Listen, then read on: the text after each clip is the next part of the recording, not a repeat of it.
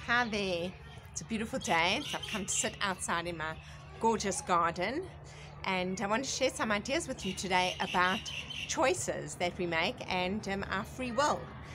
Been coming up a lot in conversations I've been having with people, and so I want to share some ideas. Start off by telling this incredible story that I heard that I want to share with you. So apparently here in Israel, one of the worst jobs out is being a car thief.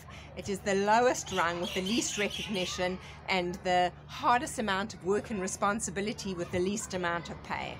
Apparently, if you steal a car, you get 500 shekel, and then all the other miskinim above you who are dealing dirty get paid more and more and more for all the parts and things like that.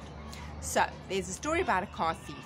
And one day, he'd been doing it for years, this is his career, he knows no other way. He steals a car and he drives off, and he is on his way when he looks in the rearview mirror and he notices on the back seat of the car is a child unconscious. And he is absolutely devastated. He pulls the car to a screech, and unfortunately this is a terrible, terrible thing that happens in summer in countries where children are, God forbid, forgotten in cars, and they can die from suffocation and heat exhaustion. He notices this child has been left on the back seat. He screeches the car to a stop and he applies CPR, calls the police, and saves the child's life. When the police arrive at the scene, they say to him, "Who are you? Whose car is this? Whose child is this?" And obviously he has no information. He has to say, "I'm a car thief, I stole this car." But because of this incredible thing that he did in saving the life of this child, the police basically turn their heads and say, "Get out of here, we'll take care of the car and the child." And the man is totally blown away at this turn of events, and he cannot go back to being a car thief. It's almost like his life has changed. And a friend of his took him to see, eventually one day, to see a rabbi. And the rabbi asked him a question like, what did you do to merit this huge change in your life where before you were just a car thief, but how did you merit to be able to change save someone's life and change your own life, be able to now become an upstanding citizen? And he said he couldn't really think of anything. And the rabbi said, there must have been something that you've done. And he said, actually, there is something.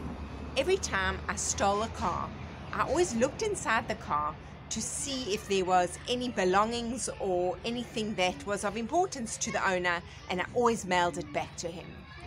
Wow! So the rabbi said to him, well, because of this chesed, this kindness that you did, even within the bad behavior that you were, your parnasah, you stealing cars, but because you acted with kindness and you did something where you didn't have to do that, you've merited to be able to get out of this bad lifestyle and to be able to pull yourself together. And I think it's an incredible story because we all have our different point at which we are struggling. He didn't just steal the cars. That was already part of his life. It wasn't, should I steal the car, shouldn't I? That wasn't his point of free will or where his choices were. His choice was, should I do it with a bit of compassion? Should I send the belongings? Imagine he finds a credit card or a license or a Taudat Zahut or something, and he sends it back onto the owner. And for me, I'm not thinking, should I steal a car or not? For me, my point of free will is, should I speak to someone who upsets me, maybe with kindness and compassion instead of losing my temper? So we all have our level and our point of personal growth and of choices that we make. And on this idea, nice to think about what is your level? Where can you be maybe making better choices? So of course, logotherapy brings a magnificent quote about this by Dr. Victor Frankl, which is between the stimulus and response, there is a space. And in that space is our power to choose our response. In our response lies our growth and our freedom. So there's a stimulus. There'll be someone who's going to annoy us and anger us. But before our response comes, there's a small space. And in this space is where we have choices. In this space is where we can choose what will our response be. So I share the story with you today in order to inspire you. Look at your responses and what are the choices that you're making. I have an upcoming workshop that I'm teaching on time, priorities, and choices. And if you'd like further details, please contact me, and have a beautiful day.